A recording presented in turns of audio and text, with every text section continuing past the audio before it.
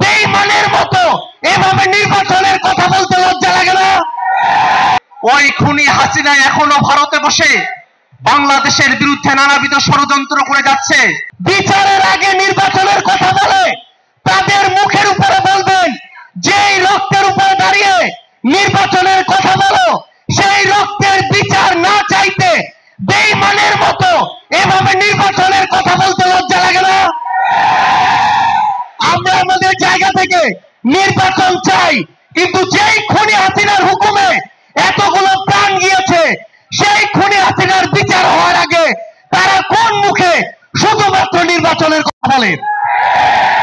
এই দাবি আমরা বাংলাদেশের প্রত্যেকটি প্রান্তে আপনাদের মাধ্যমে, জাতীয় নাগরিক পার্টির মাধ্যমে এবং আমাদের অন্যান্য রাজনৈতিক দলগুলোর মাধ্যমেও পুরো বাংলাদেশে পৌঁছে দিতে চাই, বিশ্বে পৌঁছে দিতে চাই। এ পর্যায়ে আমাদের মাঝে আমাদের এই অভ্যুত্থানে যারা শহীদ রয়েছেন তাদের জন্য এবং আহত যোদ্ধা এবং তাদের পরিবারের জন্য দোয়া করার জন্য অনুরোধ করছি আমাদের জাতীয় নাগরিক পার্টির কেন্দ্রীয় সদস্য মুফতি ইনজিমুল ইসলাম ভাইকে। গত জুলাই আগস্টে আমাদের ভাইদেরকে যারা নির্মমভাবে নিপীড়ন করেছে, যারা গুলি করেছে, যারা দিয়ে কুপিয়েছে, যারা পুড়িয়ে ফেলেছে, যারা হত্যা করেছে, আল্লাহ রাব্বুল আলামিন যেন আমাদেরকে তৌফিক দেন ওই সব খুনিদের বিচার যেন এই বাংলার জমিনে আমরা দেখে যেতে পারি।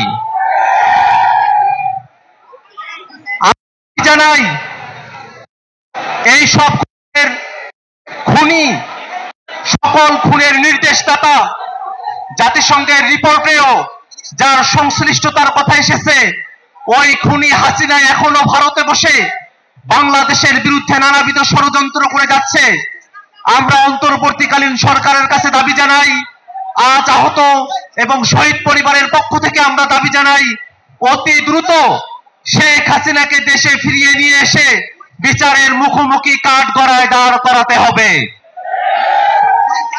যদি শেখ হাসিনাকে বাংলাদেশে ফিরিয়ে নিয়ে আসা না যায়, তাহলে আন্তর্জাতিক পরিমণ্ডলে হলেও আন্তর্জাতিকভাবে শেখ হাসিনার মানবতা বিরোধী অপরাধের বিচার সম্পূর্ণ করতে হবে।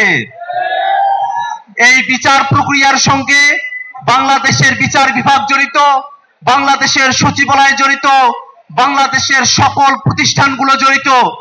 গত 54 বছর ধরে বাংলাদেশের প্রতিষ্ঠানগুলোকে ভঙ্গুর করে রাখা হয়েছে। এই প্রতিষ্ঠানগুলো জনগণের সেবাদায়ী প্রতিষ্ঠান হিসেবে থাকতে পারে নাই।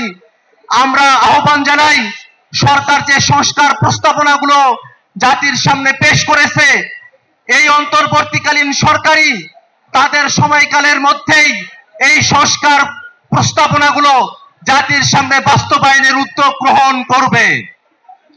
আমরা সরকারের কাছে দাবি জানাবো, কোন প্রকার ছলছাতুরির মধ্য দিয়ে, শুধুমাত্র নির্বাচনের আলাপের মধ্য দিয়ে সংস্কার এবং বিচারের যে দাবি, সেই দাবি থেকে জনতাকে পিছুপা করে রাখা সম্ভব নয়।